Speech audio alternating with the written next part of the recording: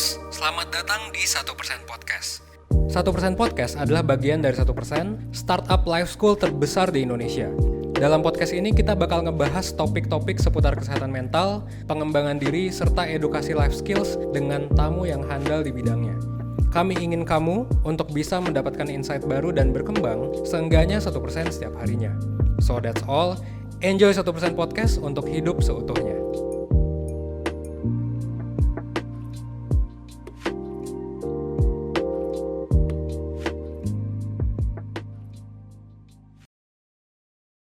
Halo Perseners, bersama Yoga di sini. Kita sekarang lagi ada di Don Vito Cafe Depok. Kalian sekarang sedang menonton 1% Podcast dengan format video. 1% adalah media atau platform edukasi life skills yang juga tergabung dalam SP Kolektif dan bersama company lainnya. Dan di obrolan Gen Z kali ini, gue bakal bahas fenomena yang unik banget nih. Soal Gen Z yang susah banget buat punya rumah. Kali ini gue ditemenin juga sama Evan. Biasa. Ya, seperti biasa. Evan adalah CEO dan founder 1%. Oke, gue bakal mantik dari berita yang 2 minggu ini bikin gue resah juga. Iya. Ya. Karena di situ diceritakan ya, Sri Mulyani, Menteri Keuangan. Keuangan kita. Oke, dia bilang Gen Z itu bakal susah punya rumah dengan segala polemik ya. Ya, mulai dari demand-nya meninggi, supply-nya juga menurun, itu dan juga buying power ya, purchasing power yang memang menurun oleh Gen Z itu sendiri. Dan dia bilang Gen Z bisa tinggal di rumah mertua kayak gitu, Van. Jadi menurut lu Iya. jadi menurut lu kayak gimana? Gen Z susah dapat rumah dan solusinya tinggal di rumah mertua. Oke. Gimana? Ya, mungkin buat yang nggak toxic relationship sih slow-slow aja ya. Iya. Tapi kalau yang mertuanya demanding atau gimana mungkin jadi parah. Tapi jujur ya kita bisa ngeliat ini dari berbagai sisi lah ya. Cuman kalau respon inisial gue ya wajar sih. Mungkin banyak Gen Z yang apa ya bisa dibilang resah gitu. Mungkin lu juga kali ya. Pasti itu nggak mungkin, bro. Ya pasti resah ya berarti. Resah lah, gila nggak punya rumah, bro. Iya. Cuman mungkin kalau gue pribadi, kalau tadi kan respon gue terhadap orang-orang resah gitu. Cuman kalau gue sendiri, gue ngelihat ya basically emang kultur, gue bilangnya di sini kultur ketimuran versi gue jelas ya, karena kultur ketimuran interpretasinya kan banyak. Cuman kalau menurut gue gak punya rumah tuh ya nggak apa-apa. Dan bahkan banyak juga kan orang tua, bahkan orang tua gue kayaknya dulu ketika menikah juga memilih untuk tinggal dulu di rumah mertua atau orang tua. Emang ya udah. Meskipun harga rumah naik dari dulu sampai sekarang, ya kayak nggak make sense aja kayaknya kalau orang umur 20-an, bahkan 30 untuk beli rumah sendiri. Kalau misalnya ya kerja seperti biasa aja gitu. Susah ngebayanginnya gitu, beli sesuatu yang harganya 1M dengan gaji yang rata-rata di Indonesia tuh kayak rata-rata gaji berapa sih? 3 juta kan, 3 juta sampai 7 juta tergantung daerahnya gitu. Tapi gue bisa lihat ya udah, karena kita pun dari dulu seperti itu. Dan kultur ketimuran seperti itu, kayak kalau gue bisa bayangin tuh kayak iklan RCTI gitu. Kan iklan RCTI itu menggambarkan kultur Indonesia ya. Gue lupa di daerah mana gitu iklan RCTI kan. Mulai dari yang perahu gitu kan, terus juga ada yang apa namanya, gue nggak tahu giniin beras gitu kan. Terus ya itulah kan kultur ketimuran dalam tanda kutip menurut gue yang sebenarnya bisa diembrace banget. Cuman yang nggak bisa diembrace adalah ya itu kalau misalnya kita berantem sama mertua atau orang tua, ya itu beda cerita sih. Tapi buat ya teman-teman yang tidak ada masalah terus dan lain sebagainya ya di embrace aja. Tapi wajar lah kalau resah, ibaratnya kayak rumah itu kan didefinisikan mungkin dalam tanda kutip sebagai suatu pencapaian, bukan hanya suatu pencapaian, malah suatu kewajiban. Jadi kayak lu kalau nggak punya rumah tuh kayak fuck up gitu. Meskipun Aneh nggak sih kalau menurut stigma sosial? bisa jadi aneh sih, kayak kalau lu ngontrak seumur hidup ya. Iya juga ya. Ya bahkan orang tua Buat juga. orang Indonesia lah at least. Ya lebih dipersempit lagi, orang tua gue juga bilang kayak gitu. Aneh aja kalau misalnya nggak punya rumah dan kontrak seumur hidup gitu. Nah tapi gue pengen nanya dulu, Van, emang sepenting itu minimal punya target deh di umur 20-30 itu udah punya kepemilikan rumah. Oke. Jadi teman-teman gue juga ya, kalau misalkan gue tanya target lo apa, minimal ngomong ya gue punya rumah di umur segini, gue pengen punya rumah yang kayak begini dan lain-lain gitu. Sedangkan mungkin buat sebagian orang pun itu jadi hal yang kasarnya menyusahkan karena justru itu mengganggu entah cash flow-nya dia. Tadi juga lo jelasin soal gaji dan lain-lain. Menurut lo gimana? Menurut gue sih kayaknya udah nggak penting sih. Jujur buat gue pribadi tapi ya ini. Gue nggak bisa bilang buat orang lain. Cuman gue ngerasa udah nggak make sense aja harga rumah sekarang. Apalagi kalau lo nargetnya di umur 20. Of course it's very different kalau misalnya lo punya lifestyle tertentu. Kayak misalnya gue pribadi ini. Jujur gue sekarang udah nyicil rumah. Tapi yang jelas buat banyak orang, dan kalau gua juga 1%, alhamdulillahnya sekarang lumayan kan gitu. Jadi gua at least punya uang. Tapi kalau gua ngelihat orang-orang, menurut gua mending jangan sih. Gitu. Nah, jadi kalau nggak mampu, jadi kayak sunnah gitu loh. Mendingan jadi sunnah gitu. Kalau lu nggak mampu, mendingan jangan. Soalnya sekarang itu banyak banget opsi yang lebih murah, dan bukan hanya lebih murah, tapi juga lebih beneficial. Contohnya gini, gue sendiri meskipun gue sekarang lagi ya nyicil rumah, jujur gue juga rumah itu bukan buat gue tinggal ketika gue masih muda. Karena gue ngerasa kalau rumah itu bakal mengekang gue gitu. Dan ini juga bisa jadi isu di KPR sih ya. Kayak gue nggak menganggap itu negatif karena itu pilihan kan. Cuman kalau gue pribadi, gue KPR itu gue masih menginvest like banyak hal 15, 20, 30 years ya kan. 15-30 tahun gue harus bayar berapa juta gitu kan. Buat sebuah hal yang bisa jadi mungkin 30 tahun lagi gue gak bakal suka gitu. Buat gue pribadi entah bosen, entah mungkin pengen ada atau tiba-tiba banjir atau gimana gitu kan. Itu kan kayak banyak banget pertimbangan ya. Jadi gue kayak untuk gue KPR, gue nyicil gak KPR by the way. Dan nyicilnya mungkin gue di bawah 5 tahun jatuhnya. Itu tuh menurut gue keputusan yang kalau gue karyawan biasa, jujur ya udah gitu. Bahkan gue nggak usah jadi karyawan biasa. Gue kalau nggak bisa nyicil di bawah 5 tahun, gue nggak akan sih, karena itu bisa jadi liabilities yang bukan hanya membebani finansial gue selama bertahun-tahun, tapi juga beban mental juga sih. Beban mental karena sekarang aja gue udah beban mental cuy. Setahun kan rumah gue habis itu, terus kayak aduh ini nggak kepake lagi rumahnya, belum direnov. Itu kan kayak jadi rusak gitu karena nggak ada yang nempatin, at least for now ya. Jadi menurut gue janganlah, mendingan lo ngontrak gitu, mendingan lo ngontrak sementara sesuai dengan prinsip lo. Of course ada juga yang nggak setuju KPR kan. Mendingan lo ngontrak, terus kayak lo pikir baik-baik karena rumah ini bakal jadi investment yang cukup tinggi sih, apalagi kalau lu nggak punya uang yang sebegitu banyaknya. Kalau kata finansial sih rumusnya rumah itu kalau nggak salah 35% deh dari aset lu.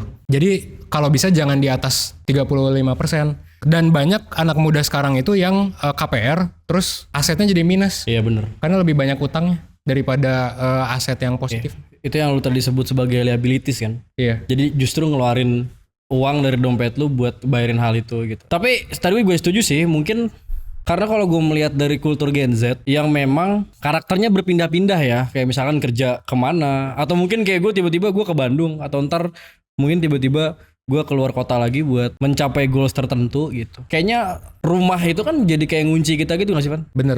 Jadi kayak tiba-tiba gue udah beli rumah daerah mana nih, misalkan di Depok, terus tahu-taunya gue ada tawaran nih kerja atau bisnis di daerah Bandung misalnya, di Bali gitu ya, gue nggak bisa, ya gue di sini udah tetap dan lain-lain gitu. Termasuk ini juga nggak? Pertimbangan juga nggak berarti? Bener. Membatasi lokasi, membatasi mental juga, kayak ada rumah yang masih gue urus, membatasi finansial. Dan kalau nggak ditinggalin bukan harus sih. Kalau gue pribadi ya sebagai pebisnis juga gue kan mikir gimana biar rumah ini menghasilkan value gitu kan. Kayak itu semua adalah ya banyak banget sih bebannya, jujur. Mendingan ngontrak kalau gue bebas dari beban itu. Tapi of course ya kalau ngontrak kan lo nggak punya rumahnya, padahal udah bayar gitu kan. Jadi kayak lebih baik kalau gue sih tetap ngontrak sih kayaknya ke ini. Soalnya banyak banget keputusan-keputusan yang si Gen Z ini yang lebih baik lah menurut gue. Jujur gue lebih pro ngontrak ya. Pan, tapi lu punya pengalaman nggak atau punya temen contoh kasus gitu ya yang salah keputusan dalam mengambil rumah di umur muda gitu, dan lu bisa sharing gitu, ada? Kalau dibilang salah atau bener sih jadi ngejudge ya. Cuman jujur gue pribadi ada sih beberapa kenalan yang jadinya ngeluh. Meskipun banyak juga yang jadi ini memaksa gue buat nabung, ini memaksa gue buat apa. Tapi kayak menurut gue sih kalau gue pribadi yang merasakan itu jadi negatif. Jadi kayak ya tadi terkekang di berbagai macam hal. Terus kayak pikiran lu jadi kemana-mana, jadinya malah lu yang bisa produktif untuk melakukan sesuatu jadinya enggak. Lainnya. Meskipun ada juga teman gua yang dia KPR dan karena dia cukup smart juga sih, beli rumah, beli mobil kayak gitu-gitu, akhirnya malah dikontrakin. Jadi malah jadi aset yang buat dia. Nah itu gua mungkin cukup setuju sih dengan itu. Dimana berarti konsepnya kan investasi kayak bisnis gitu. tapi nggak bisa dibilang mudah gitu, nggak bisa dibilang mudah banget, dan butuh modal jelas gitu, dan balik modalnya pun lama cuy. Kalau ngomongin rumah atau misalnya bisnis, misalnya mobil gitu terus lo sewain, kan kayak lo beli mobil misal merek yang paling murah aja ya 100 juta gitu, anggap aja itu bekas, tapi masih proper gitu kan, 100 juta atau 80 lah, 80 juta. Itu kan banyak. Kalau gaji lu 8 juta berarti sekitar 10 kali 10 bulan. Nah kalau misalnya lu nggak pakai, lu bisa nyewain kan. Nah lu bisa nyewain pun belum tentu dapat customer, resikonya tinggi gitu kan. Yang kedua juga sekali nyewa berapa sih sehari? Misal 300.000 gitu kan sampai 500.000. Anggap aja sebulan minimal 4 kali ya dapat 2 juta sih. Tapi kan lu mesti nyicil itu juga. Dan 2 juta perlu 50 bulan untuk jadi 100 juta bro. 50 bulan tuh berapa tahun ya balik modal tuh? Sekitar 4. Berapa? Matematika gue nggak ini. 4 sampai 5 tahun. 4 sampai 5 tahun itu kurang lebih. Menurut gue lama sih. Meskipun bisa jadi setelah 5 tahun worth it ya. Tapi kayak ya udah menurut gue banyak cara yang lebih cepet gitu. Kayak startup ya kan, lo dapat funding atau apa. Iya. Jadi sebenarnya poin yang gue tangkap ini kan soal manajemen finansial Van ya gitu kan. Mungkin lebih baik punya pos-pos yang mana di umur muda dan mana yang lebih esensial. Dan mungkin ngaruh sama goals lo. Soalnya gue banyak juga sih teman, gak banyak sih, beberapa teman gue. Mungkin ada yang kejebak karena faktor dia, ya kayak gitu. Atau memang ya udah beli rumah tanpa keputusan yang solid dan mateng gitu. Akhirnya pada curhat sampai bilang kayak gini, Yok gue mah kalau nggak kerja gini mah gue nggak bisa bayarin kontrakan gue, Yok nggak bisa bayarin anak gue, Yok gitu. Padahal umurnya masih seumuran gue gitu. Oh gitu, berarti dia punya anak, udah punya istri, punya anak 2, punya anak 2 seumuran gue. Dan merasa terjebak tadi? Iya. Atau merasa terjebak? Iya, kayak gitu. Itu kan kalau kesimpulan sederhananya berarti mungkin nggak ada financial plan yang oke nggak sih gitu kayak. Dan dia mengeluh soal itu berarti ya? Iya. Jadi menurut gue penting banget sih ya. Gue jujur nih juga masih belajar sebenarnya soal financial planning gitu. Karena gue pribadi juga sebenarnya ada semacam ini ya, semacam kayak punya plan. Ya punya plan gitu. Pengen ngontrak rumah juga kayak gitu. Cuman kan kalau misalkan kontrak rumah, kalau gue sih gitu ya, gue mikirnya kalau ngontrak berarti minimal ya lu udah nikah kayak gitu. Kalau misalkan belum ngontrak mah ngapain gitu, mending gue ngekos kalau gue kayak gitu. Ya, cuman kenapa nggak coba yang lain dulu gitu? Kenapa nggak coba? Kalau gue pribadi kenapa nggak coba nunda nikah dulu gitu ya? Bisa nabung supaya lebih aman. Let's say buat 5 tahun ke depan dan lain-lain gitu. Semuanya udah safe baru kontrak gitu. Gimana menurut lo? Oke, menurut gue pribadi kalau udah ngeluh sih berarti ya ada kesalahan kan. Kalau nggak ngeluh sih mending ya kayak oh iya gue karena KPR gue jadi punya rumah bla bla bla. Jadi misalnya ada studio, anggap aja gitu ya. Terus jadi kayak kerjaan jadi lebih fokus. Ya kalau gitu sih bagus ya. Tapi kalau misalnya lu jadi ngeluh, jadi terkekang, itu salah sih. Dan even ngontrak aja sebenarnya mahal sih bro. Kalau gue aja ngontrak tuh sekitar, jujur ya ini di daerah Bandung, termasuk murah sebetulnya. Itu 30 juta per bulan. Per bulan? Sorry. Gila juga per tahun. Udah fancy banget ya. Udah kayak di SCBD gue di tower paling atas di penthouse.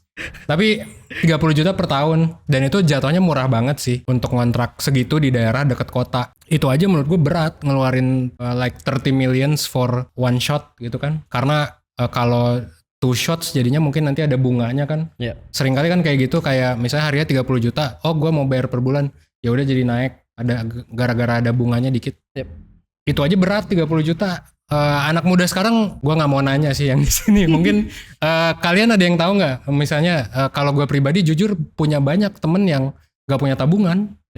Gak punya tabungan, terus kayak ya udah santuy gitu dengan itu. Tapi kalau gue pribadi kayak aduh serem banget ngelihatnya, kayak lu nggak punya dana darurat dan lain sebagainya. Bahkan mungkin sampai main investasi yang high risk ya nggak sih, kayak misalnya kripto gitu. Kayak kemarin tuh ada kasus Luna kan yang sampai 0, itu gue nangis sih. Jadi kayak lebih ke sana ya, lebih ke pengambilan keputusannya ya tergantung profil resiko masing-masing of course. Tapi gue pribadi kayak ngelihat serem aja Gen Z udah nggak pernah belajar soal finansial di sekolah, terus melakukan keputusan yang beresiko dan bisa memengaruhi masa depannya dia gitu. Selama bertahun-tahun itu kayak wah fuck up banget. Sampai 30 tahun misalnya lu ngerasa terkekang gitu kan. Ya. Jadi agak miris ngelihatnya. Iya. Jadi istilahnya mungkin rat race ya, bener gak sih? Jadi lu hidup buat cuman ngebayarin tanggungan lu doang. Iya. Itu kan menarik sih karena kita kan satu-satunya spesies di bumi yang habis hidup disuruh bayar gitu kan.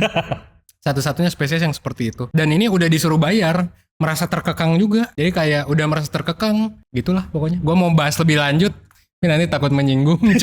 Cuman intinya lu udah hidup disuruh bayar gak happy lagi. Itu kayak belum lagi nanti ada masalah lain ya kan.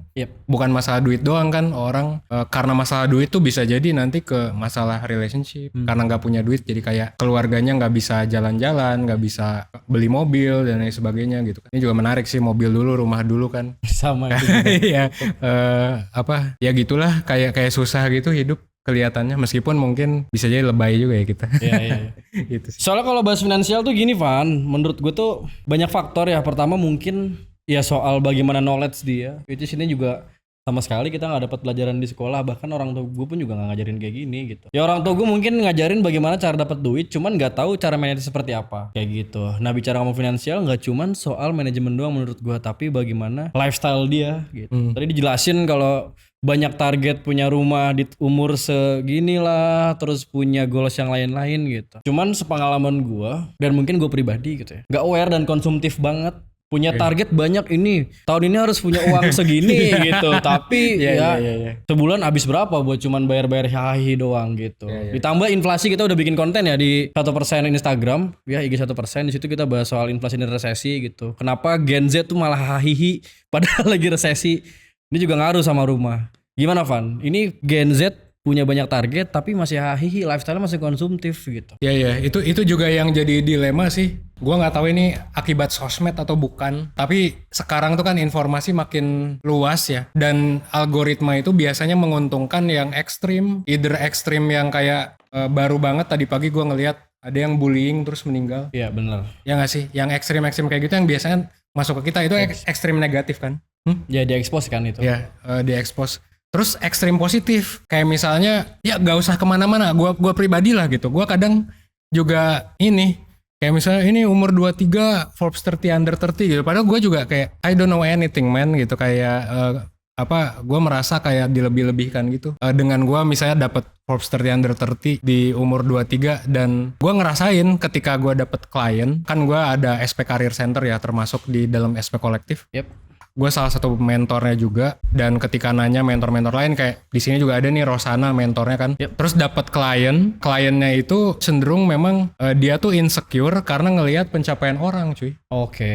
Dan sayangnya pencapaian yang dilihat itu ekstrim anjir di medsos. Jadi ekstrim yang dimaksud adalah ekstrim positif. Gak semua orang bisa kayak gitu ibaratnya. Jadi kayak ini caranya punya 1M di umur 20 gitu kan, banyak di sosmed dan viral karena ekstrimnya itu, karena gak make sense misalnya.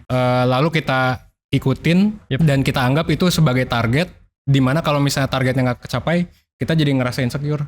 Baik langsung maupun gak langsung, itu kayak bisa jadi ngaruh banget sih ke mindsetnya Gen Z yang basically dari kecil main sosmed. Ya kita juga pernah bahas lah di IG juga soal FOPO ya, fear of people opinion, bener. Karena sekarang banyak banget stigma, termasuk soal rumah sebenarnya kan. Gue juga sering banget tuh ngelihat beberapa orang bilang punya rumah umur 25 harus punya rumah sendiri, umur 26 harus punya uang sekian M, 27 menaklukkan dunia gitu. Itu kan sebenarnya hal negatif juga menurut gua gitu kan. Ya gue percaya semua orang punya privilege yang berbeda dan proses berbeda. Cuman sosmed seperti bikin satu dogma baru gitu ya. Doktrin standar baru yang mungkin gak realistis.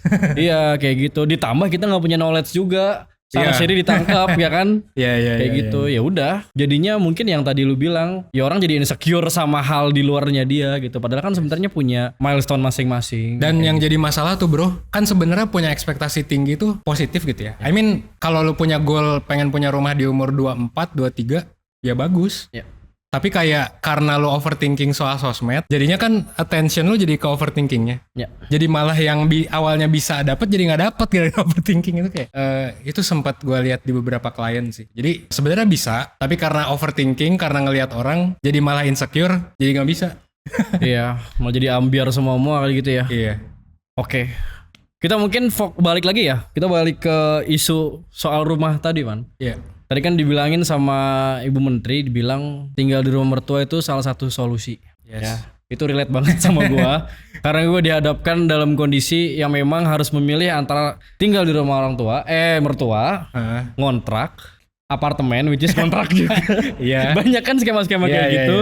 Nah, menurut lu gimana? Jadi oke nggak tinggal di rumah mertua atau ya mertua dulu deh? Coba gua tanya ke lu. Kan lu yang punya masalah Lu bisa share kayak lu kira-kira paling pro yang mana atau paling kontra yang mana sih? Pertama ya, gue yang diekspos, gue yang diekspos gini. Tadi minta diekspos, minta ditanya. Gue yang diekspos Gue gini. tanya. Di sisi lain sebenarnya solusi ya. Pertama mungkin kalau di rumah mertua, jadi punya spare buat nabung sebenarnya. Buat nabung atau buat berinvestasi lagi atau ya kerja akhirnya lu punya aset gitu. Itu mungkin sisi positifnya kalau tinggal di rumah mertua. Tapi kan gak semua mertua cocok sama kita kan gitu kan. Gue juga sesimpel nyuci piring Iya, itu jadi komen gitu. Kayak misalnya gue kebiasaan nyuci piring habis makan. ya. Bentrok, di sini mah nyuci piringnya mah habis masak bukan habis makan gitu. Itu kan bentrok. Ya gue jadi aduh kok jadi kayak gini gitu. Gitu kan.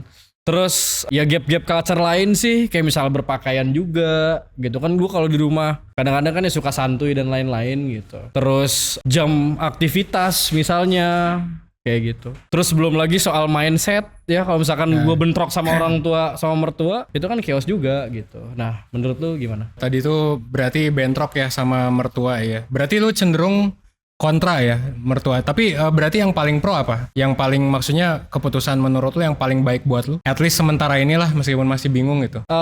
Kayaknya kalau memang bener-bener mendesak kan Iya. karena ada faktor lain yang mendesak pernikahan Iya. yang nggak harus gue ceritain gitu. Iya. Mungkin kalau mendesak banget ya gue bakal di rumah Mertua. mertua dulu dengan pembawaan diri supaya lebih masuk ke keluarganya. Ya, Gitu, itu kan bisa jadi solusi gitu. Cuman ya gue bukannya generalisir gitu. Salah gak sih kalau gue bilang siapa yang mau tinggal sama mertua gitu? Salah sih menurut gue. Salah sih karena ya nggak salah, maksudnya nggak sepenuhnya benar. Iya. Nggak sepenuhnya benar sih. Karena ada juga kan orang yang cocok sama mertuanya. Kan nggak semua orang. Jadi gini Van, coba gue Iya, simpelin iya, ya. oke. Misalnya Boleh, lu nggak menarik nih, ada menarik. pilihan lain. Iya, Lu gak ada pilihan lain buat tinggal di luar. iya, Tapi lu gak cocok sama mertua lu. iya. Banyak bentrok di sana. Nah itu gimana? Iya, kalau itu sih ya pasti tinggal sama mertua lah kan, duit. Ya seperti kurikulum 1% ya teman-teman. Kalau misalnya di level 1 ya, Ya. balik lagi ke lu bisa survive atau enggak. Ya. Gitu sih. Kalaupun lu mau maksa, berarti kan lu ngambil resiko. Ya. Ya harus terima dengan konsekuensi sih. Tapi mungkin gue sepakat kali ya. Tadi gue nggak bilang salah, tapi nggak sepenuhnya benar. Ya. Karena tadi nggak semua orang nggak cocok dan nggak semua orang mungkin pengen tinggal sendiri. Dan Oh iya, gue juga mempertimbangkan hal itu, sorry. Karena iya. gini Van, karena ini gue katain terus. iya nggak masalah. Karena gue tuh punya mindset kalau misalkan mau jadi keluarga, let's say gue nikah sama pacar gue, ya orang tuanya juga keluarga gue kan gitu. Sedangkan kondisinya itu tinggal nyokapnya sendiri dan dia anak tunggal gitu. Jadi kayak mendukung juga untuk tinggal di sana karena gue nggak mungkin ninggalin mertua gue yang sendirian dan udah tua. Ya pro kontra sih. Cuman sekarang gimana kalau misalnya bener-bener bentrok gitu ya dan nggak bisa pindah. Let's say maksudnya nggak bisa buat kontrak di luar, harus tinggal sama mertua. Nah gimana caranya biar bisa deal? Iya sih, berarti how to cope ya. Again, tadi sih ada resiko. Ya pilihannya kan ada dua, tinggal atau tidak tinggal. Dan dalam kali ini pilihannya adalah tinggal. Ya. Kalau tinggal, saran gue sih ya harus ikutin rules, culture dan lain sebagainya yang memang ada di sana sih. Mungkin dibayarnya nggak pakai duit tapi pakai kesehatan mental kan. Bayar ya ini juga jadi istilah ya. Tinggal di rumah nggak bayar pakai duit, bayarnya pakai mental health. Dan itu cost sih, karena kalau lu bayar pakai mental health kan lu bisa aja nggak fokus kerja. Iya. Lagi kerja disuruh nyuci piring ya kan, gitu. Nggak masalah sih, nggak masalah ya. Jadi menurut gua pribadi, emang solusinya adalah lu kompromi kan. Berarti lu mesti nyatet sih kalau menurut gua, dan orang-orang di luar sana ya, mesti nyatet apa saja hal yang lu korbankan, dan ini harus dibatasi sih. Yep. Kan nggak bisa selamanya. Ya. Gitu. Jadi kayak mungkin sekarang lu belum punya income, ya berarti kompromi, catat apa hal yang lu korbankan, naikin income-nya. Ya benar. Gitu sih. Ya of course, gua pribadi lebih milih ya daripada lu ngeluh-ngeluh dan lain sebagainya gitu kan. Merasa bahwa ini tidak adil dan lain sebagainya. Mungkin butuh healing sesekali dan itu nggak masalah. Tapi kayak setelah itu jangan lupa fokus ke solusi masalahnya, which is naikin income gitu. Kalau misalnya memang bener-bener nggak cocok, nggak bisa di solve. Tapi banyak juga kok cara-cara buat bisa cocok sebenarnya kalau lu mau berusaha gitu. Kayak misalnya belajar komunikasi asertif, ya kan? Belajar webinar personal finance nih ada dalam waktu dekat. Terus juga belajar life skills. Itu kan hal-hal yang gak dipelajari di sekolah tapi bisa lu pelajari di internet termasuk 1%. Gue sih pilih fokus ke pribadi. Jadi pragmatis aja kayak ya udah gue sementara di sini mungkin 1 sampai 2 tahun tapi setelah itu gue bisa sendiri kalau memang gue pengennya sendiri gitu. Ya udah, oke. Jadi nanti mungkin kita bakal bikin konten, gue kepikiran sih. Kayaknya kita perlu bikin konten how to deal with mertua. Gue nggak tahu Ya. nih podcast ini dipublish setelah ada konten atau belum. Kalau udah ada silakan lihat, ya kan? Iya. Kalau belum nanti kita bikin. Iya. Ya nanti kita mungkin bakal bikin. Karena menurut gue banyak banget sih permasalahan kayak gini. Ditambah tadi banyak data juga, jangan-jangan memang lebih oke tinggal sama mertua. Cuman kan jadinya lu nggak hidup sendiri doang gitu. Ada orang lain di sana dan lu harus bentrok culture lah, bentrok dan lain-lain sama mertua lu. Jadi ntar mungkin kita bikin konten soal how to deal with mertua. Nanti atau silakan lihat kalau udah diposting gitu. Ya. Tapi jujur bro, kalau menurut gua kayak gua lebih pro tinggal sama mertua kalau gua bisa pilih ya. Kayak kalau gua bisa pilih untuk baik-baik gitu. I mean untuk baikan sama mertua yang awalnya bentrok, gua akan berusaha untuk kesana sih daripada gua berusaha untuk pindah. Kenapa? Karena ya itu kultur kita yang mungkin mesti kita embrace sih. Soalnya sekarang kan kita bukan terjebak. Globalisasi itu semakin meluas, westernisasi gitu. Yang tidak berarti semuanya positif atau negatif ya. Iya. Tapi ini bisa jadi salah satu part culture yang bisa aja kita embrace dibandingkan kita tolak dan fokus ke kan kalau di luar tinggal sendiri umur 17 gitu. Kayak kenapa nggak milih opsi lain gitu sih. Kenapa nggak berusaha untuk di opsi itu? Ya gue terkesan ngejudge sih karena kalau toxic juga beda cerita. Iya sih. Tapi kenapa nggak sebagai lu orang Indo yang memang kayak tadi gue bilang iklan RCTI yang memang kultur kita itu sangat kolektivis. Iya. Kenapa nggak once lu coba dan just embrace it? Of course the context is very different ya kalau benar-benar toxic atau nggak bisa ini. Tapi gue jujur akan berusaha. Dan kalaupun toxic, why marry in the first place? Sebenarnya gitu. Menurut gue pribadi ya, karena menikah itu ini bisa jadi bahasan lain. Iya. Tapi butuh pertimbangan, bahkan kalau nggak cocok sama keluarga bisa jadi gue kayak Betul. bisa aja itu jadi keputusan untuk gak menikah sama orang itu. Cancel ya.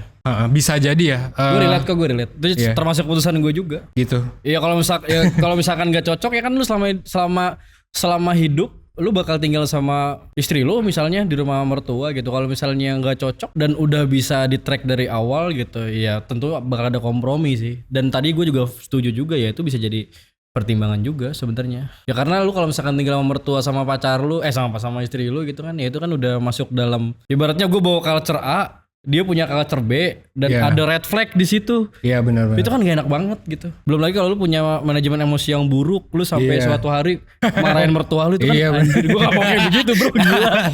Iya benar. Itu bisa jadi salah satu pertimbangan yang cukup penting. Iya. Oke. Nah tadi juga dibahas soal ngontrak Van. Tapi kenapa ngontrak bisa jadi solusi deh? Mungkin bisa dibahas lagi gak? Ada alasannya gak? Selain tadi mungkin bisa lebih irit gitu ya. Terus bisa lebih fleksibel. Iya sih, karena mungkin gue lebih ke ngejelasin poinnya kali ya. Karena irit itu mengurangi beban mental lu juga sih. Karena lu jadi nggak punya ownership dan itu jadi bagus karena lu jadi nggak perlu mikirin itu dulu dan bisa cepet pindah gitu. Irit itu in terms of bukan hanya duit tapi juga irit mental gitu. Yeah. Lu nggak perlu mikirin sebanyak itu. Dan tadi kalau fleksibel juga fleksibilitas secara mental maupun fisik juga gitu. Gitu ya dari sisi ngontrak. Apalagi ya, gue juga sekarang kan ngontrak. Nomaden mungkin. Kan kalau ngontrak mungkin ada keputusan buat nomaden gitu. Karena mungkin lo kerjanya di lain-lain tempat gitu. Itu menurut lu gimana sih? Iya bener juga sih. Jadi kayak dengan ngontrak karena murah juga, jadi kita bisa di tengah ngontrak juga bisa pindah kemana karena ibaratnya ya duit kita udah keluar juga kan buat ngontrak, ya udah bisa ngontrak lagi kalau nemu opportunity lain. Itu juga yang gue lakuin sama istri gue sih. Cuman alhamdulillahnya memang kantornya istri gue sekarang cenderung WFH ya tuh, dan bisa aja WFO. Tapi kalau misalnya WFO work from office, gue akan setuju aja untuk pindah ke Jakarta sejujurnya. Bukan pindah deng, punya 2 kontrakan gitu. Oke. Selama ya oke secara finansial gitu. Dan so far kita pun mikir oke. Jadi ngekos gitu kan, ngontrak di Bandung, ngekos di Jakarta. Mungkin sekarang gue sambil nyicil untuk renov juga di Bandung gitu. Kayak gitu sih. Oke, menarik ya, menarik. Jadi punya backup penting dalam hidup. Jadi sebenarnya lo bisa pindah-pindah tergantung bagaimana kebutuhan lu nanti, gitu kan istilahnya kan. Iya benar, dan dengan fleksibilitas itu kayak gue juga jadi mikir, kan gue juga nyicil rumah ya. Ya. Nah si rumah yang gue cicil ini juga gue pikirinnya bukan sebagai tempat tinggal gitu. Ini juga bisa buat teman-teman yang lain ya, tapi buat bisnis yang real. Nah gue nggak menganggap sewa menyewa itu bisnis real ya teman-teman ya. Kenapa? Karena yang gue definisikan bisnis real di sini adalah yang gue pikir ada value creation gitu. Iya. Jadi gue tuh ini pendapat pribadi gue ngerasa ya memang bisnis sewa menyewa itu nggak seril itu. Bisnis real itu maksud gue kayak lu bikin warkop, bikin laundry kayak gitu-gitu. Mungkin kayak Don Vito ini juga sebenarnya kan bisnis real gitu. Ada value creation, bikin kopi atau apa, nggak cuma menyewakan sesuatu gitu kan. Nah itu menurut gue kontribusi lu gede sih. Kalau misalnya lu bisa bikin, kalau lu mau KPR atau gimana, biar fleksibel juga kan rumah lu jadiin bisnis. Dan bisnisnya real, bukan hanya sewa menyewa, tapi juga ada sesuatu gitu yang timbul dari sana. Kan kalau ada sesuatu, lu bisa nge-hire orang. Kalau nge-hire orang, lu bisa mensejahterakan orang itu kan. Dan bukan hanya mensejahterakan orang itu, lu juga bisa mensejahterakan orang lain yang beli produk dari lu. Ibaratnya gue beli kopi ini kan dari Don Vito, gue juga seneng gitu. Gue dapet kopi, karyawan Don Vito bisa dibayar, ya kan. Dan ownernya juga jadi lebih kaya gitu. Jadi itu bisnis value dari bisnis real menurut gue oke banget sih. Itu salah satu opsi menurut gue sih di mana KPR atau beli rumah jadi dibenarkan. Dan kenapa gue sangat amat tidak pro untuk beli rumah sejujurnya karena itu sih kita hidup gak ada yang tahu mau kemana. Jadi kalau KPR 30 tahun bukannya gue menolak, tapi kayak lu mesti mikir sih. Lu mesti mikir banyak gitu. Spend like 6 months I think to think about it. Itu bahkan butuh waktu lebih. Ya bener, tadi berangkat dari nggak tahu sih, gue punya satu ini aja Van, gue punya satu proyeksi gitu. Jangan-jangan ntar suatu hari Gen Z atau mungkin ada generasi lainnya gitu ya. Ya emang culture kerjanya bener-bener nomaden gitu. Mungkin bisa bulan ini ke sini, bulan depan ke sana gitu. Which is itu kan sebenarnya keputusan buat pembelian rumah dan tetap itu mungkin bisa jadi nggak baik ya karena lu jadi kekunci di sana kayak gitu. Yes. Nah, ada lagi salah satu ini ya fenomena itu disebut ruralisasi atau perpindahan dari kota ya. Let's say kalau misalkan di sini di Jakarta gitu. Itu pindah ke daerah yang lebih Tawangmangu misalnya jauh. Tawangmangu bisa. Gue nggak bilang terpencil tapi ya desa-desa kecil yang mungkin di sana ada industri potensial kayak gitu. Kita pernah bikin konten juga kok waktu itu di Instagram soal kenapa sepandai-pandainya tupai melompat dia bakal stres juga tinggal di Jakarta. Iya gitu. Bener. Karena banyak faktor, nggak cuman soal rumah, soal lingkungan juga, soal faktor stres gitu. Tapi kalau kita fokus soal rumah, menurut lu gimana? Jadi kayak ada orang Jakarta, let's say dia punya keputusan, nah kayaknya gue beli rumah aja deh di daerah supaya mungkin lebih sustain juga dengan harga yang lebih murah juga dan terjangkau gitu. Menurut lu gimana soal itu? Gue lebih pro enggak beli rumah ya sebenarnya. Kalau gue pribadi, nanti juga lu bisa nyampein pendapat lu sih. Cuman kalau mau beli rumah kan potensi tidak terpakainya tuh mungkin cukup tinggi ya. Kayak sekarang tuh ekonomi tuh kan lagi inflasi sampai US 9%, Indo awalnya 3% jadi 4%. Iya, betul. Artinya duit lu yang 1M, misalnya lu punya duit 1M, itu tuh berkurang value-nya kan 4%. Jadi sekarang kerasanya tuh cuma berapa tuh 960 juta, Begituan, iya bener. Iya 960 juta berarti kan 4%. Itu kan kehilangan 40 juta tuh sebenarnya ini banget ya gitu. Jadi 40 juta bro. Iya. Bisa ngontrak di mana ya Iya bener. Jadi enakan memang kalau invest di sesuatu yang memang worth. Nah tadi yang gue bilang kalau beli rumah itu dan gak kepake, enakan jadiin bisnis. Kayak misalnya lu sekalian bikin bisnis laundry, bikin bisnis warung atau apapun. Warkop. Iya, atau ya bisnis-bisnis yang sederhana lah gitu. Atau yang gak sederhana pun gak masalah. Dan itu bisa sustain orang-orang di desa. Karena itu lu bisa ngebangun ekosistem desa, jujur. Kayak beberapa brand yang gua lihat bagus ya. Gua kemarin, ini gak ada endorsement by the way ya. Gua pas ke Lombok, kan di Lombok itu banyak kopi ya. Dan ternyata memang terkenal dengan kopi Lombok itu. Gua masuk ke berbagai macam kafe di kota Mataram. Itu jujur banyak banget sih orang Jakarta atau orang luar kota yang ngebangun bisnis di sana dan akhirnya mempekerjakan orang-orang sana juga. Itu bisa jadi salah satu cara buat lu kontribut ke lingkungan bahkan. I mean secara ekonomi, dan lu juga dapet duit dan lu juga nggak spend duit buat hal yang nggak bakal lu tinggalin dan bakal jadi rusak gitu. Kayak rumah gue sekarang yang mana nunggu direnov sekitar 6 bulan gitu ya. Itu bahkan sampai ada kelelawar. Serius lu? Itu soalnya iya ada tai-tai kelelawar gitu pas masuk karena memang ya rumah itu rangka doang sih kan, gue beli dari orang ya, terus kebuka jadinya ada kelelawarnya karena gue tinggalin 6 bulan gitu sih. Jadi beban pikiran buat gue juga, meskipun pada akhirnya ya gue akhirnya memutuskan oh ini bisa jadi tempat bisnis, mungkin bakal jadi tempat gue buat pensiun nanti gitu. Makanya gue juga sekarang masih ngontrak di tempat lain gitu. Dan ini gue ngomong dari gue jelas gue punya privilege ya. Jadi gue kayak nggak bisa menyarankan ini buat kalian semua. That's why ya tadi yang gue saranin, selama lu belum punya plan yang solid, don't take too much risk sih. Ya bikin plan yang solid aja. Atau kalaupun ini resiko gitu, pilihlah resiko yang terkalkulasi gitu sih. Gitu ya. Aing lanjut kali ya. Dan gue pun memilih untuk gak punya mobil. Sampai sekarang kayak mungkin orang ngerasa aneh, CEO gak punya mobil gitu.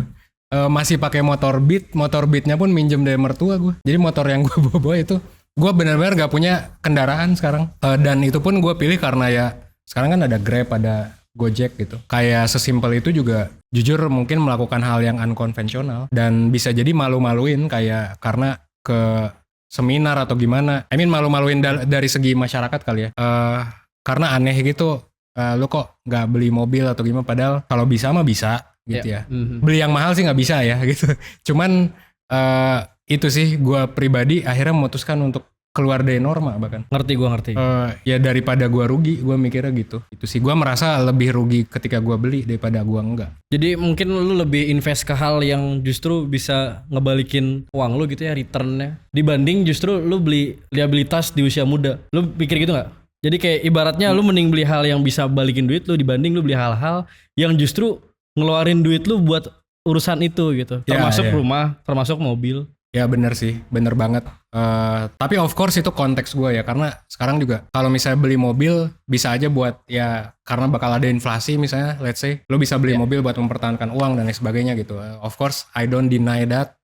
Dan kalau lo beli mobil terus lo oke dengan itu atau beli rumah ya gitu. Ini disclaimer ya biar gue nggak dikatain kayak jangan beli mobil dan lain sebagainya. Nggak juga kok, gue juga open to that. Tapi setelah gue pikir-pikir buat gue pribadi, bahkan gue nggak beli motor gitu, yang mana itu aneh sih, gue minjem ke mertua. Iya. Itu sekarang tuh ya. Pan, tapi bisa ini gak sih Pan? Gue pengen nanya, lu sebagai mediocre juga gitu ya. Iya. Gue juga mediocre sih jujur ya. Uang gue nggak sebanyak itu cuy. Dan lu kan kalau circle gue mungkin yang bisa, yang udah mulai start buat ngontrak dan punya pos banyak buat bayar apapun gitu ya. Iya. Termasuk rumah itu kan lu gitu. Iya. Gue pengen nanya sih, painnya segede apa sih? Kepikiran gak sih gitu? Kayak sebulan anjing gue harus kasar. Iya. Ditit gak apa-apa ya. Sebulan? Ya sebulan lu harus mikir, wah ini harus ada biaya ini ya, biaya itu gitu. Atau lu mungkin bisa empati di luar sana. Iya. Ke mediocre yang gak punya plan yang bagus, finansial yang bagus gitu. Oke. Pain banget sih kalau lu nggak apa ya. Sekarang tuh kan mungkin buat gue pribadi nggak jadi pain sih. Kayak untuk nyicil rumah yang di bawah 5 tahun. Terus juga making it into a business, the house ya. Gue sendiri jujur nggak mungkin bisa dibilang nggak relate sama orang-orang yang memutuskan untuk KPR. Makanya gue juga tadi, wah emang lu bisa gitu ya. Itu gue nggak relate. Samsek sih, makanya gue tadi bilang agak miris ya, itu orang-orang kayak lebih mempertimbangkan itu. Tapi gue juga nggak menghakimi gitu sih. Tapi jujur gue gak relate karena kayaknya gue punya safety net yang lebih, dan alhamdulillahnya ya bro. Kalau gue pribadi sama mertua, sama orang tua aman. Ini kita kan baru berbicara soal finansial ya, dan mental gitu. Kita belum berbicara soal relationship dari tadi. Itu faktor juga. Alhamdulillahnya gue aman, alhamdulillahnya. Jadi ibaratnya gini, kalau gue fuck up pun safety net gue tuh bisa jadi banyak sih gitu. Dan gue rasa itu it's a privilege, bahkan hoki juga sih menurut gue untuk punya mertua dan lain sebagainya yang ya kalau gue gagal gue bisa ke mereka, dan itu gue sangat bersyukur. Dan kalau gue ngelihat orang yang banyak lah ya, mungkin orang-orang di luar sana yang belum punya kerjaan, gak punya dana darurat, udah milih buat nikah nebeng di mertua atau orang tua, terus kayak sering berantem, gue nggak ngerti gimana mereka bisa survive sih. Nggak relate, tapi gue memprihatinkan itu. Jadi faktornya banyak ya. Tadi kita bahas rumah tuh urusannya sama finansial, iya. Relationship. Apa lagi tadi? Finansial, relationship, mental beban mental, terus juga waktu juga, commuting ya nggak sih? Kalau rumah lu di Cikarang kan, kantor lu di Depok kan, itu kayak kebalik. Kantor di Cikarang, rumah di Depok. Oh iya benar juga ya. Jangan begitu. Tapi ada juga yang kayak gitu. Iya, gitu. Atau rumah di Cikarang, kantor di Jakarta, itu gue juga ada sempet denger di Jababeka gitu ya. Jababeka Cikarang juga. Wah, gue kagak tahu lah, tapi yang jelas gue kan dulu sering naik KRL ya, pas gue magang atau pas ngantor. Iya. Ada tuh gue ngedenger, gue nguping sedikit orang yang ngeluh, oh gue udah KPR rumah cuy di, gue nggak tahu di mana, atau apartemen gitu ya, di suatu tempat di kanan sana gitu ya, kanan Jakarta, yang mana dia ngeluh-ngeluh mulu gitu. Nah, gue juga gue kepikiran something juga, Pan. Jadi temen gue adalah temen gue. Dia bilang gitu, Yok, ada nih. Ini teman gue ceritanya ya. Temen gue dia cerita soal temennya, Yok, temen gue ada yang ngontrak di daerah Citayam, tapi kantornya di Depok. Kantornya di Kuningan. Iya. Itu diketawain, bro. Hah? Diketawain Sama siapa? sama teman-temannya. Jadi antara memang maksa atau sangat-sangat mediocre, iya kan? Iya. Udah gitu temennya juga mungkin judgmental juga kali ya, kayak gitu. Yeah. Cuman kalau gue pelajarin dari hal itu gitu ya, banyak faktor dan lain-lain gitu ya. Tapi yang terpenting ya itu lu punya plan gitu. Iya. Menurut gue gimana ya? Kalau gue pribadi gitu, jarak antara rumah dan kantor kalau jauh banget dan Yeah. gak make sense. Kalau misalkan sama-sama Jakarta itu oke lah. Cuman kalau sampai dari rumahnya di Depok, terus kantornya di Jakarta Utara itu misalnya. menurut gue aneh sih. Iya.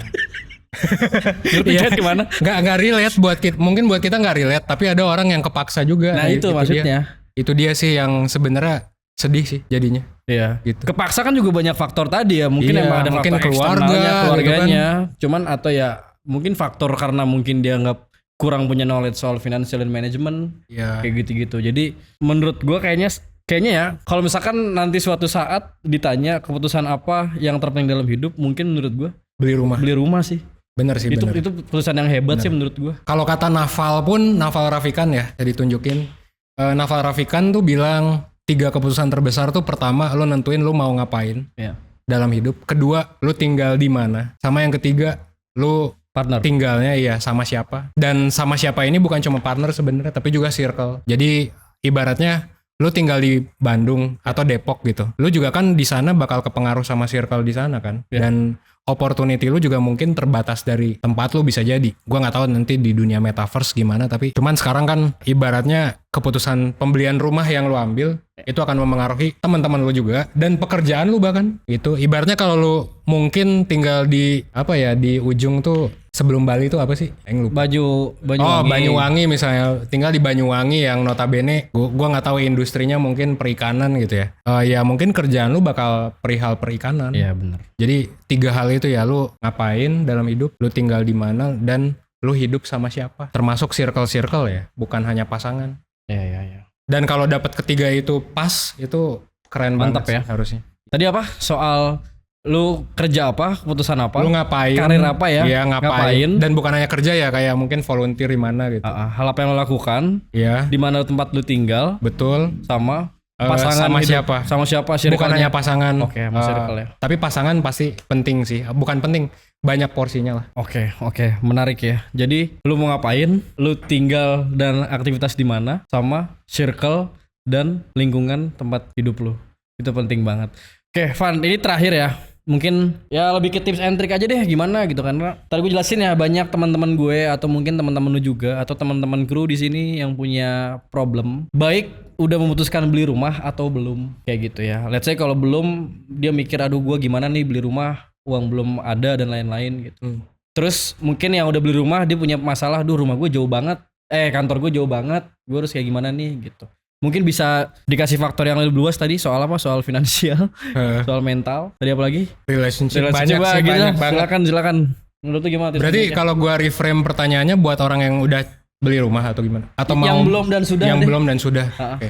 Kalau yang sudah mungkin lebih ke bisa survive Oke. banyak hal gitu, gimana? Paling gini sih, kalau buat teman-teman yang entah sudah atau belum, menurut gua aset lu rasionya penting. Jadi kayak misalnya lu tuh harus mikirin, ini gue belajari gara-gara bisnis sih, kayak pelajari rasio finansial. Iya. Jadi misalnya gini, rumah itu harusnya berapa persen sih dari aset gitu. Ini sebenarnya memang subjektif ya, ada yang mungkin 10%, ada yang bilang 30%, ada yang bilang berapa ya sekian persen lah. Tapi kalau gue percayanya ya, rumah itu harusnya 35%. Jadi gini, keseluruhan aset itu kita bilangnya adalah net worth. Net worth itu adalah gue lupa lagi bahasa Indonesianya apa. Tapi net worth itu semua semua kekayaan kita. Kekayaan kita tuh termasuk kayak misalnya nih Handphone, HP, harga outfit gitu kan. Harga outfit terus juga ya banyak lah kan, outfit juga bisa dijual lagi ibaratnya gitu kan. Itu tuh net worth kita. Nah, itu tuh bisa kita jumlahin gitu. Dan ini nanti sebenarnya bakal share di webinar personal finance. Ya. Nanti juga bakal ada head of finance-nya 1% yang sharing gitu ya tentang rasio-rasio dan lain sebagainya, termasuk gue juga. Itu aset lu lu hitung, lu totalin termasuk dengan MacBook ya kan, iPad lu gitu kan, itu lu totalin. Anggap aja totalnya 1M. Berarti rumah lu itu harusnya 300 juta harganya. Oke. Gitu. Jadi kalau 1M 30%-nya ya berarti 300 juta. Nah berarti kalau misalnya aset lu belum 1M, menurut gua lebih baik jangan punya rumah karena kurang sehat keuangannya. Bahkan bisa jadi minus. Kebanyakan middle class itu minus gitu. Jadi kayak lebih banyak hutangnya daripada asetnya liquid atau non liquid gitu. Di masa resesi, inflasi, aset liquid lah yang mungkin lebih disarankan kali ya oleh ini. Jadi 30% mobil, ini gue sekalian ya, mobil tuh 10% kalau nggak salah. Terus gue lupa lagi sisanya apa, tapi biasa kan orang Indo rumah sama mobil. Itu rumah 35%, mobil 10%. Jadi kayak gue juga mikir kalau buat mobil sebenarnya 10% berapa ya? Misalnya 100 juta gitu. Anggap aja gue punya 1M. Kalau mobilnya ternyata bukan yang gue mau ya gue nggak akan beli sih. Oh gitu ya. Gitu sama juga kayak rumah. Kalau misalnya lu, gue punya 100 juta tapi cuma bisa beli rumah yang di Tawangmangu misalnya. Bukan ideal lu ibaratnya. Iya gitu bukan ideal lu, mendingan ditunda dulu. Berarti sabar dulu aja. Dan fokusnya berarti mikir gimana asetnya nambah. Kalau gue sih gitu. Ya kurang lebih seperti itu. Itu kan di tahap knowledge finansialnya. Di tahap lainnya ada ngapain? Supaya tadi nggak popo gitu, anak-anak muda yang tiba-tiba kaget gue harus punya rumah di umur segini dan lain-lain. Ada tipsnya ya punyalah prinsip ya. Kalau masalah mental ya harus punya prinsip. Prinsip tuh kan omongan orang tuh mungkin pasti akan selalu kita dengar ya secara langsung maupun tidak langsung. Kayak kita nggak bisa tiba-tiba nge-mute gitu. Gua nggak tahu di masa depan bisa nge-mute nggak ya. Tapi at least sekarang kita nggak bisa nge-mute lah apa kata orang gitu kan. Apalagi kata tetangga atau apa. Cuman kalau kita punya prinsip, at least dengan kita punya prinsip, omongan orang lain tuh mungkin bisa jadi bahan evaluasi aja instead of kita jadi ngikut-ngikut gitu sih. Jadi punya prinsip itu bisa mengurangi FOMO atau FOPO tadi. Iya. Gitu ya. Punya prinsip bisa mengurangi ngikut-ngikut orang. Iya bener-bener setuju kok gue. Jadi lu nggak kayak apa ya? Kadang gue kalau pakai filosofi ikan yang ngalir gitu, kadang-kadang sebagian orang gue menolak sih karena ya lu ikut-ikutan tapi lu nggak punya prinsip. Dan banyak yang ambiar kan, dia kayak begini gue harus begini, ternyata nggak cocok mungkin sama karakternya dia, sama finansialnya dia gitu. Kalau di sungai intinya jangan jadi tai lah. Kalau tai kan ngikut-ngikut doang gitu ibaratnya. Iya bener. Kalau gitu. Stuck ya stuck gitu. Ya jadilah ikan yang strong apa ya. Gue nggak tahu ikan yang strong. Intinya maksudnya punya prinsip ya. Lu boleh FOPO, cuman selagi itu sesuai dengan goals lu, sesuai dengan karakter lu ya menurut gua kenapa enggak, kan bisa jadi social capital juga gak sih sebenarnya? Iya benar. Dan ikan tuh kan kadang harus mengikuti arus ya. Jadi kayak kadang harus realistis juga ya kan? Iya betul. Gitu. Jadi kalau arusnya ke sana ya kadang harus ngikut aja sih meskipun nggak sesuai dengan kita. Ya namanya realita. Tapi ya at least kita bisa menjadi ikan yang bisa milih mau ke kanan, alurannya mau ke kiri. Akan ada selalu arus, akan ada rintangan. Tapi at least lo gak jadi tai terlalu kasar.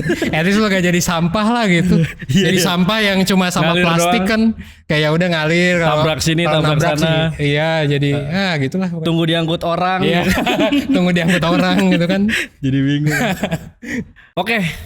Jadi kira-kira begitu ya Perseners obrolan kita soal rumah di sore ini. Buat lo yang punya masalah soal finance, lo bisa ikut webinar ya atau kelas di Life Skills ID, itu bahas soal finansial. Dan kalau misalkan lu punya masalah hidup lain, lu bisa konsultasi juga sama mentor dan psikolog terbaik di 1% di @lifeconsultation_id kayak gitu. Kalau kesimpulan tadi banyak lah kita sudah bahas soal keresahan. Ya valid sih, nggak cuma lu doang yang resah, kita semua resah soal rumah gitu, harga rumah mahal, kita masih hahihi dan lain-lain kayak gitu. Nah kalau soal tinggal di rumah mertua itu baik lagi bagaimana kondisi lu sih gitu. Kita nggak bilang juga lu tinggal di rumah mertua atau misalkan cabut dari rumah mertua, itu tergantung bagaimana kondisi lu saat itu. Ya kalau misalkan emang harus tinggal berarti lu harus belajar bagaimana bisa masuk ke culture keluarga pasangan lu. Terus juga belajar finance sih, financial skills ya, gue juga masih belajar gitu karena menurut gua tadi juga dibahas sama Naval, sebenarnya keputusan untuk membeli rumah itu keputusan yang sangat penting dalam hidup ya, karena justru itu bisa jadi tolak ukur lu untuk bisa hidup selanjutnya kayak gitu. Jadi kira-kira gitu aja ya, nanti mungkin konten yang relate ya soal tadi soal mertua, soal financial skill bakal kita bahas di Instagram 1% official. Thank you semua. Jangan lupa berkembang minimal 1% setiap harinya. Thanks ya udah dengerin podcast 1% sampai habis di segmen obrolan Gen Z bareng gue Yoga. Stay tune terus dengan follow akun 1% di berbagai kanal media sosial. Nah, lo juga bisa nih cek sister company 1%. Untuk layanan konsultasi di @liveconsultation.id, untuk belajar kehidupan lewat webinar dan kelas online di @liveskills.id, untuk belajar persiapan karir di @spcareercenter, buat ngomongin masa depan di @sipalinggenz, buat ngembangin bisnis dan UMKM lewat @postmetric, dan lo juga bisa follow @spcollective.id sebagai holding dari berbagai perusahaan tadi. Oke, sampai ketemu di episode selanjutnya ya. Thank you.